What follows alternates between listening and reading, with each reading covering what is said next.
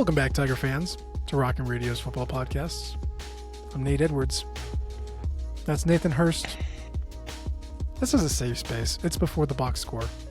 Sad dad edition. We're all sad. Nathan, how sad are you?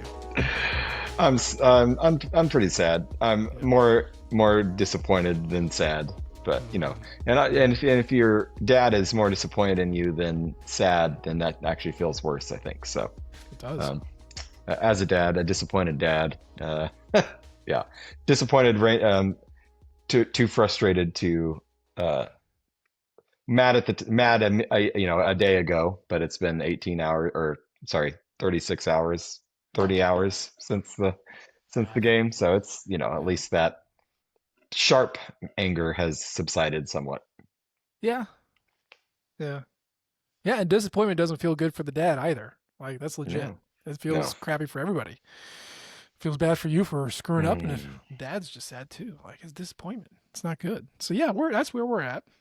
Missouri lost 27-24 to Alabama. I thought they would lose by 3 points. It didn't happen in the manner in which I thought it did. Really, most of that game did not happen in the way that I thought it would. But I did think they'd lose, so that's on me, I guess. Sorry. Um, yeah, there's been a lot of feelings. I'll be frank. I had forgotten how vitriolic Missouri fans can get in a loss. It's been a while. I forgot how indignant they can be about losses, which is good. I put that on social media yesterday, and I meant it as a compliment. College football is powered by emotion. Sports in general, our fandom certainly is, but certainly college football, when you only have 12 of these things, 13, 15 if you're super lucky. And I remember when losses would be like, that sucks.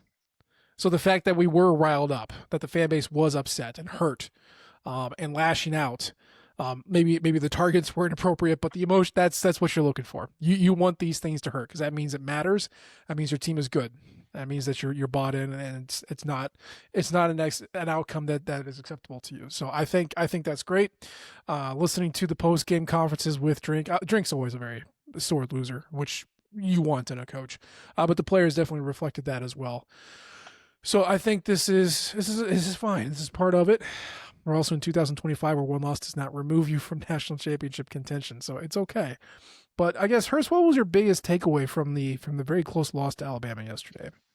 Um, that the biggest takeaway was that Mizzou was right there, able to win the game. They were in it blow for blow with Alabama, a team that is perennially top 10 in recruiting, top five, top three in recruiting in terms of the talent that they have. It certainly didn't play out the way that we looking at the stats ahead of time, you'd expect it to play out. But I'm going to be honest, the way it played out, at least the way that Alabama chose to play, and or the way that Mizzou made them play on from a defensive side of the ball, is the way I said that they needed to do to win the game. Mm-hmm. They did it. They kind of forced Alabama to run. Alabama did run. They ran okay. They did all those things, and the offense wasn't good enough to overcome that. Now, did the defense make some mistakes? Did they do some things that could have been better? Yes, absolutely. But they played good enough to win this game, which was really frustrating because talking about it before the game, thinking about it, that was what we thought was going to cost this team the game potentially, was a defense that would be getting gouged through the air, and that didn't happen. They really honestly didn't get gouged in any capacity. They did give up some long drives, but there were no massive explosive plays. If you told me Ty Simpson finished the game with 200 passing yards, I would have told you that Mizzou wins easily. Not easily in that three scores or anything, but Mizzou, I would easily say that Mizzou is going to win that game. It'd be very, very Uh, normal outcome for you to think, yes, Missouri yeah, won that game. Yes. and then the fact that, oh well, did Alabama rush for 250 yards? No, they didn't. They rushed for 126, which is more than Mizzou has given up so far this year. But that's still a perfectly reasonable amount of rushing yards to allow an Alabama team. So those two statistics combined, that is good enough to get a win. But the offensive side of the ball was not up to the task, and that's what was frustrating. It's because that's what we thought they should have been able to do, and it wasn't the case. Yeah. Missouri was right there. They had it. That is the frustrating part. Um, I don't feel like I hear a lot of that. Obviously, you're always going to hear the more negative, and especially on social media. My God, like you're never going to hear a good thing about anything anywhere on any social media platform. From people I talk to, I think your assessment is pretty common with the people that I talk to. Frustrating. They're right there. Like, man, you had them. You had them.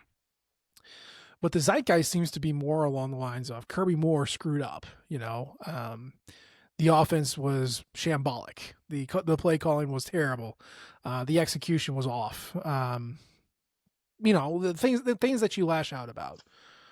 And I think my big takeaway was that Alabama threw down a big old Uno reverse card and beat Mizzou at Mizzou's game. And I didn't think they could do that. I didn't think they wanted to do that. I didn't think they had it in them. But they were held under their season average in rushing success rate. It was 40%, which is not good. They were 35% yesterday. That's terrible. Their season long success rate throwing the ball was 50%. Wait, let me make sure. Yep, 51.5%. Right, and then in the game yesterday, they were at 45.7%. Okay, so Mizzou's defense actually held them below their season success rates. That's a good defense. That's huge. You got the turnover. You held them to a couple field goals. One of them was missed. They were havocy. They're disruptive. Sacked Ty Simpson 4 times. Defense was everything you wanted to be. And on the flip side, was Missouri as efficient as they usually are? No, they were not. But it was working. That's the wild part. Everyone seems to forget the part where it was actually working for most of the game. But what the issue that you ran into is that Alabama held the ball for like 40 minutes. they ran 30 more plays than Mizzou did. Again, that's the big old Uno reverse. That's how Mizzou beats teams. That's not how Alabama beats teams. And I don't watch it anymore, but a Family Guy in its heyday had one of my favorite jokes of all time, where it's a guy who's in jail, and he's got a knife, and he's in there for murder. And he looks at the knife, and he pokes it. He goes, "Oh, ow, ow! This is what I've been doing to people? Oh, I belong in here. I belong in here." And that's how it felt like being a Mizzou fan. I'm like, oh, that's what it feels like to get ground into dust and be outpossessed and outplayed, like from a number of plays run. That's what it feels like. Oh, that sucks. Oh, and there's the Mizzou defense did enough. The offense was really close. It's just at the end of the day, you were 3 points short. Yeah. That's all it was. I don't think the offense was as close as you might think. One of the biggest reasons that Alabama was able to hold the ball for 40 minutes is the offense would not stay on the field. Third They down, had, problem. Yeah. they were horrible on third downs, fourth downs. They went for the fake punt, which I'm fine with. We can talk about that a little more if you want to, but I was fine with that call in the moment. He probably actually got it. Now, it was not the smartest thing in the world to run that call to the short side of the field when Never you, is, but they keep doing it. Can't get there. They also ran a different short yardage play with their actual offense to the short side of the field. That once again didn't work because they didn't have any room with the sideline. I don't know why offenses do that. It's not solely. It's not a Mizzou thing. It's a strange college football thing. It doesn't make any sense. But anyway, that's beside the point. I don't think the offense was that close, and the defense played amazingly well to keep it where it was. But the number of 3 and outs is the reason why Alabama had the ball so long, because they would go 3 and out, punt it, Alabama gets the ball. And as you said, that's how Mizzou plays. That's how in the past, how this defense has been really good, is to get those 3 and outs to get the ball back to the offense. And it's a complementary way of playing football. Mizzou defense was not able to get a whole lot of 3 and outs. Mizzou's offense did a lot. And then, those 3 and outs were often 3 straight pass plays, which boggles the mind, especially, Bo Pubula did not have a good day. This loss isn't solely on him, but he played pretty poor, certainly his worst game of the season. And that's going to happen when you play a really good defense like Alabama has. But even so, it was clear midway through the second quarter that he was going to have a hard day. And yet the play calls were still very, very pass heavy despite that. Especially in the second half when we had multiple 3 and outs where there were at least 2 drives where it was just pass, and incomplete, incomplete, and then like a 4 yard dump off, things like Mm, that. So Ahmad Hardy getting 4 touches in the second half is a crime. Jamal Roberts getting 5 total carries. 4 of those were actually real carries. The fifth was the fake punt. Um, that's a crime. That's only 17 carries for your really good running backs, potentially the best two running backs as a tandem in the SEC, and you're only giving the ball 17 times total.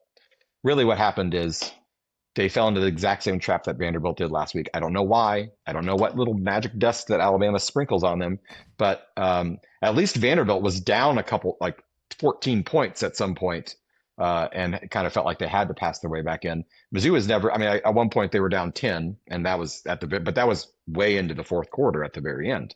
Before that, they were never down. Out after the end of the first half, they were never down by 2 scores. They had no reason to panic and throw the ball over and over again, especially when it wasn't even working. They abandoned the run inexplicably. And were they gashing Alabama on the ground? No, but they were certainly that they were going to be setting up manageable third downs, and they didn't do that. Instead, they settled for incompletion, and then you're looking at a third and long multiple times that they were not able to convert. okay. Well, I mean, to a certain extent, they were bad on third down. I don't know if it's all in the running game though, right? So like in third down situations, they called 4 runs and 7 passes. Their average third down distance was 6.5. Okay, so you're averaging 3rd and 6. You're probably not running in that situation. And they still called 4 run plays and 7 pass plays. They had, what is it? 3rd and 4 was a pass. 3rd and 8 was a pass. 3rd and 3 was a pass. Okay, 3rd and 4 was an interception. 3rd and 11 was a pass. 3rd and 6 was a pass, but then we had 3rd and 1 run, 3rd and 3 run, none of which they got, by the way. 3rd and 8 was a run, 3rd and 3 was a run, 3rd and 4 was a run. So, I mean, they tried to mix it up, and like even on the 3 and outs, I mean, I know if it always feels like everything's so stupid in a 3 and out, but like the first one, Hardy run 3, incomplete pass to Johnson because it was broken up. Their second 3 and out, Hardy run 2, incomplete to Manning, Prbula run for 1 yard. They had another one. Which that was a scramble. A lot of those Pavula runs were just scrambles that, 4 of them were. Yeah, 4 of the run plays that he had were actual pass plays called. You're absolutely right there. I think the biggest one, the one that I circled, I didn't really have a problem with the play calling until, what was it, 9 minutes and 19 seconds left in the fourth quarter. It is 20-17. They just forced Missouri the has field it goal. on their 31. Yeah, they just forced Alabama that just missed the field goal, and I go, it's 9 minutes, 19 seconds. It's Hardy time. I think I even put it on Twitter. It's Hardy time. Yeah. And what do? Prbula gets sacked. Then he has a dump off to Hardy for 1 yard, and then the pass to Roberts for 7, and then the 4th down attempt. That's really the only time that I felt like I don't get what you're doing here. And at that point, Ahmad Hardy had his 12 rushes at that point. I don't think it was absurd to keep him, kind of, hey, we're going to unleash you in the fourth quarter. Like, I'm fine if that's your game plan, especially since it was still close at that time. But then they didn't do it. And then the next time you had the ball, you had 1:17. Like, I don't know why he was not called on at that point. That's the one that confuses me the most. Yeah, that's the one that caught my ire in the moment as well, and then even caused me to go back and wait, how many times has he even touched the ball today? And at that point, it had only been 12, and he didn't touch it again the rest of the game. And Roberts only had one more carry, and that was the fake punt. Mm-hmm. And certainly after that, you're not going to run the ball because you're in hurry up 2 minutes. So that, toss those out. They did, but that also is those last 2 drives account for more than half of Pubula's total passing yards. So 103 of them. Yeah, you can't even look at his passing total, which is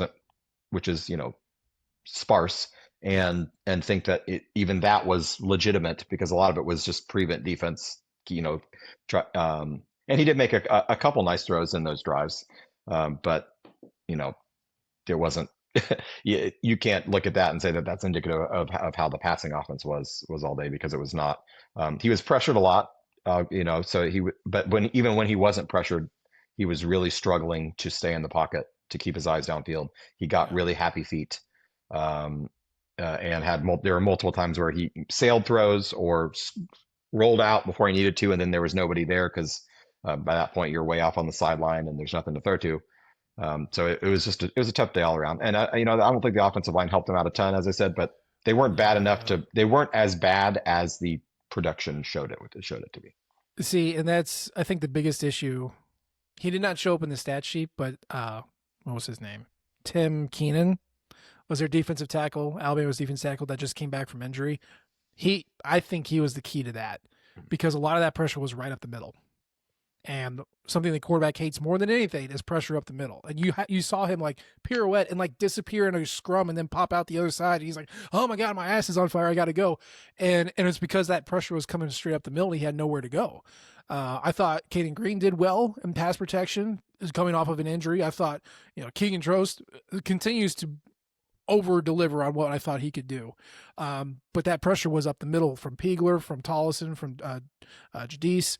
Like there's a lot of havoc coming his way, and he had to move a lot. And I think some of those scrambles, well, I don't know. I haven't gone back and like noticed. I like the scramble versus not, but a lot of those were forced because there was pressure coming up the middle, and he had to get it somewhere. That forced the bad Johnson throw. That forced one of the bad interceptions. A couple of those throwaways. In a game that you lose by 3, and really it is within a game of 3 points, basically right up until the end. Those things matter. And I understand that you gotta, you want to run your guy more, but I thought I had no problem with it until that point. And even if, seeing the number of carries, I mean, they had 30% of the total plays in this game. Right. That's what the Hardy and Roberts carries represent. 30% of all plays run for Missouri against Alabama. Go back to the power teams. Against South Carolina, they were 40% of the total plays. Against Kansas, they were 39% of the total plays. So it's, again, it was lower, but it wasn't like they abandoned it completely, not like South Carolina did a couple weeks ago. It was still there. It's just they ran 9 plays in the first quarter, 7 plays in the third quarter, and then by the time you got to the fourth, you had to throw to keep him in line, and it wasn't going to happen. Yep. It is, we're not efficient enough on third down. They weren't efficient enough on any of their downs because of all those third downs you just ran off. All of I think 9 of the 10-ish were 3rd and 4 or longer. There's maybe one or two that were 3rd and 2, 3rd and 1. They didn't even convert those anyway. But first and second down, they failed as well to make those third downs, even manageable. And then on 3rd and 8, Purvila just was not playing well enough to be able to convert those, and that's what killed him. Yeah. So I'm counting it up. It looks like we've got, because I know I gave you the average, but 6 of them were under 4 yards, and they converted none of those. Well, they converted one of those. All the others were over 10. So yeah, they did not do well enough on third down, which again has been the secret sauce to how that offense wins, because they sit on the ball and they keep the offense out of the line. Now, even saying all that, even with a C- offensive effort, if you want to give it that, they were still in a position to win the game at the end, which is bonkers to me. Because the defense did not give up any explosive plays, minus the 1 4th down and 8 where they gave up that 30-yard pass, which that was an incredible play by Alabama. It's a Heisman play. And that's where you just tip your cap and say, "Sir, you made a great throw. The receiver made a great catch." And that's the way it goes. But back to Alabama beating Missouri at Missouri's game. That's how Missouri plays or wants to play, is convert third downs, and on defense get off the field fast by shutting them down on third down. They couldn't. That's the one thing the defense could not do, was get off the field on third down. Or when they did get them to 4th down, they couldn't stop them on 4th down either. So, and a lot of that was just Alabama making plays and making really good play calls. There was another 4th and short in the 4th quarter. That great play call to roll out and have the running back right there, and he kind of. And Khalil Jacobs played it great. I mean, he did everything he could, but he was one man trying to guard 2. And he made the right choice, which is to go right at Simpson and force him to throw it. And he kind of had to, just toss it out there to Jam Miller, who made the catch and got the 1st down. And that was just a really good play call and a good execution as well. But it was just a good play call. Look, man, when the best player on the field is your quarterback, you're probably going to win the game. Yeah. And yesterday, Ty Simpson was the best player on the field. He played quarterback for Alabama. They won the game. He made really good throws. He made really good decisions. He was elusive. Still got smacked around a little bit, but like when they needed him, he delivered, and that was it. That was it. So, yeah, it was not great. It was the first loss since the LSU game in 2023 against a Heisman winning quarterback and some awesome receivers. Um, yeah, that's where we're at. But the good news is that this isn't the end of the season. Um, I put out there yesterday, kind of at the end of the game, just to fired off a quick thought, and a lot of people kind of took it the wrong way, and you know, shame on me for not picking my words carefully. Like Missouri can still win all the games and make it to the playoff. Sure, maybe they can lose two, and still make it. Maybe, maybe not.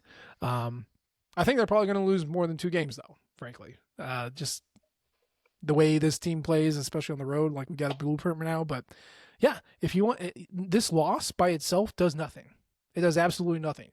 It's what happens after this loss that's going to determine what Missouri does in the postseason. You got two tough road games, then another tough two home games, and then another two tough road games, and that's going to decide where this goes. Not the Alabama loss.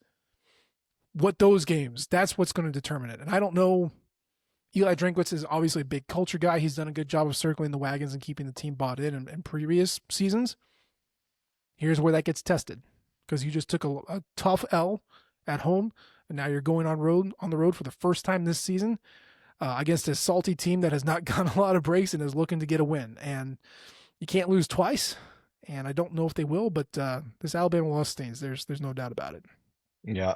There is a lot more to go. And I do think it'll set up where a 10-2 SEC team, regardless of what their schedule is, will get into the playoff. But as it stands now, I mean, I also think a 10-2 SEC team there'll be at least one team in the SEC championship game that's 10-2. And I think Alabama has a real good chance of being one of those teams already. So there's no shame in losing to one of those teams, but that also means there's another open spot there. And this league is going to beat itself up every single week of the season. There's nothing to say that if Mizzou wins, all but one, maybe, one more game, one of these road games at Oklahoma, at Vanderbilt, at Auburn, whichever one it is that they drop, and they are able to win the rest. There's nothing to say that they couldn't be right there in Atlanta again. Now that's a lot. They have a lot of work to do to get there, but this loss does not cross anything off the list of hopes and goals for the season. That's all still to be determined. Yeah. And hey, even if you're sad, which it's okay to be, at least you're not Penn State. Oh my gosh. Yeah, I don't have to pay $50 million to buy our coach out, or who's won 40 games in the last 3 years. I can't. Like I watched Penn State play. They're obviously very bad. I did not anticipate that happening. That was very surprising today. Okay, CBS or Fox? Where does James Franklin end up? Penn State James Franklin. Oh, I mean, it'll definitely be Fox, but no, Fox? He seems more like a CBS guy. I feel like he's a CBS guy. guy. Yes, I think he's going to kill it. He is a good politician. I think he'll kill it. Yeah, he is kind of slimy, isn't he? He might be okay. Though he couldn't be on Fox because he and what's his face, Urban Meyer. Or Meyer together would just I don't think the camera would turn on if they were both on the same. That's it. He's a type of guy that his ego's too big. He's going to coach again. Oh, totally. It may be next year. Oh, totally. It may very well be next year. So this is a guy who flirted with every job opening to get himself a raise at Penn State. Like he is going to coach again. The thing is that the stank of what happened at Penn State over the past couple of years is like, I don't know. Do our program builders still value like culture guys? Because he will raise your floor, but that's a lot easier to do in the portal era now than I think more people can do it. I don't know. Is there another power program that will take him now? Probably not. But 3 years from now, when we all kind of forgot, I can see it. Arkansas. Would he want that job? I don't know. That is a fish out of water. Oh my God. They would probably want him, and that's a. He could think, hey, look, I could take $20 more million to Arkansas when they fire me in 3 years. Why not? Maybe Vanderbilt hires Clark, or someone hires Clark Lee away from Vanderbilt, and he goes back. He goes back. Goes right back there. That would be funny too. Man. UCLA needs a coach. He was I could trying to see get you. he Yeah, was he likes trying to Los get to Angeles. LA for years Hmm. at USC. Yeah, Maybe he ends up in a different way at UCLA. yeah. He seems like an LA guy, and yeah, he's flirted with USC a ton. That makes sense.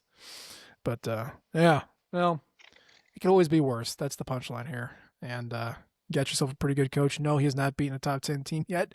Most haven't. That's why they're top 10 teams. Gary Pinkel wasn't good at it. I'll throw that out there too. Um, but that's kind of where we're at.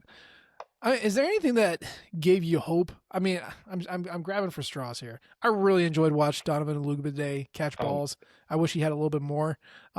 Maybe get some more playing time. I don't know, but that was a positive.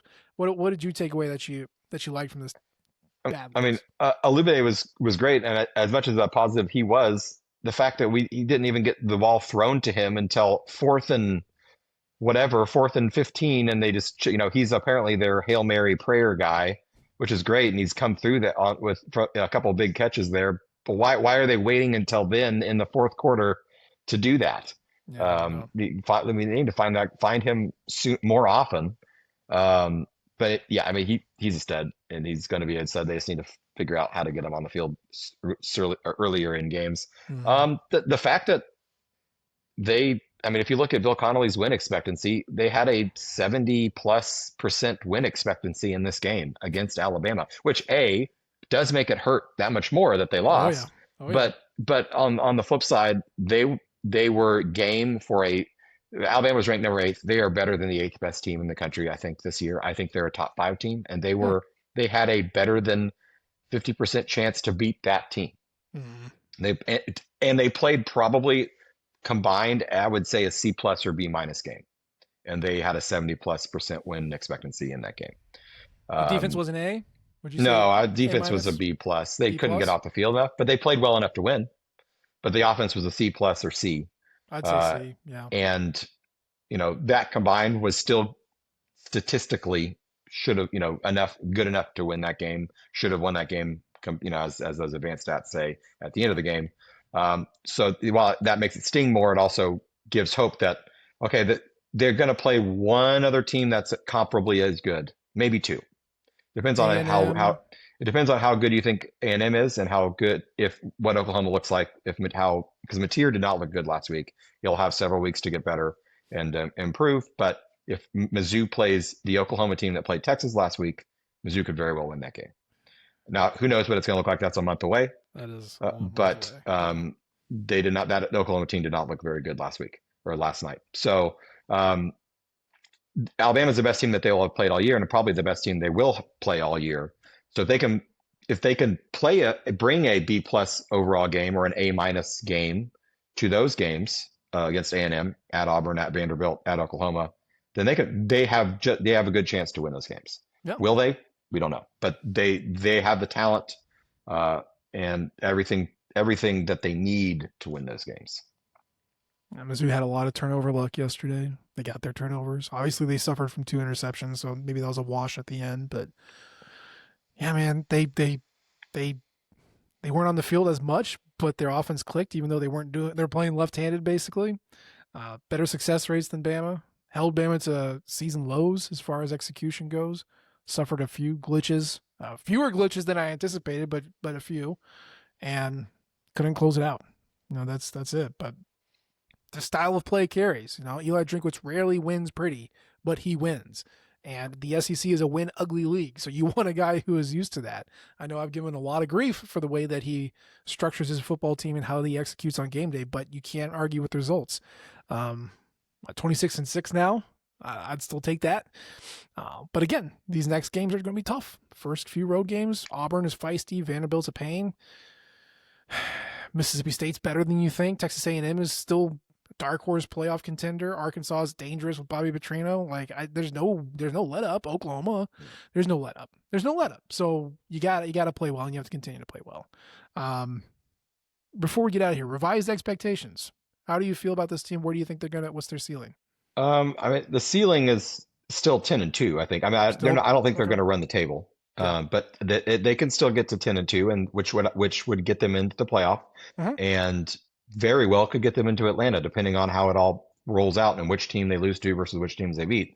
As I said, this team is probably going to end up with, or this league is going to end up with 4 or 5 teams that are all right there at 9-3, 10-2. Yeah. And you just put them in a hat and pull out 2 names, and they're going to be just as good, just as worthy of being in the championship game as any others, perhaps other than Bama, because I think Bama has seemed to pull themselves away from the pack a little bit.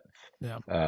But 10-2 is still the ceiling. Now, is that the most likely outcome? Probably not. I think most likely outcome at this point is 9-3. I think a couple of those road games are going to be really tough. Mm-hmm. But that coming into the year, I fully expected an 8-4 season. So the ceiling and the expectation at this point is still higher than it was to start the year. I think I said 8-4 before the season started. I do think 9-3 is probably more likely, just because they are better than I thought they were when I said 8-4. And I was not disheartened by the loss. I was disheartened by lack of Ahmad Hardy at that second to last drive, but really everything else, I was like, look, this is a college team. They're gonna have fits and starts. They're gonna be dumb. They're gonna be excellent. You know, it's just you weather the storm, and they were doing that against one of the top teams in the country. So, I still feel confident about it. So yeah, 9-3 probably most likely. 10-2 certainly out there. So I'll do a little minor revision, but yeah, we'll see. And of course, we got potential recruiting news coming down the pipe. Obviously, we had the new commits that happened on game day. We'll talk about those during the midweek show, and probably another one that's coming down the pipe. But we're not going to talk about that tonight because that is the show for today. As always, we appreciate the downloads and the subscriptions. You can leave a comment or rate us. We love all types of feedback from you all. You can follow us on Twitter. I'm at Nate G. Edwards. He's at Burst to Hurst. And of course, you can follow the Rock'em flagship at Rock'em Nation and our podcasting outlet at Rock'em Radio. We appreciate you tuning in this time. We'll try to do better next time. And until then, MIZ. ZOU. Thank you, everyone, for tuning in to Rock M Radio, a proud partner of Fans First Sports Network. Rock M Radio is the official podcast network of Rock M Plus, a new and exciting subscription service provided by me and the other voices of Rock M Radio. Please take a few moments to head over to rockm.plus and sign up for an account today. The cost is only $5 a month, and the benefits include access to our live podcast, a subscriber-only message board, weekly newsletters, and more. If you enjoyed this episode of Rock M Radio and would like to see more just like it beamed directly into your personal device, make sure to click the subscribe button below and tell your friends. Our podcast feed is available through the Apple Podcast app for iPhone, Google Podcast app for Android, whatever app you listen to your podcast. You can also find Rock M Radio on Spotify. If you're looking for a podcast about your favorite team that is not the Missouri Tigers, Fan First Sports Network is your answer. A full podcast network loaded with the team-specific podcasts covering Major League Baseball, the NFL, NHL, NBA, MLS, and more. And we'll be back with more episodes of Rock M Radio coming to you soon.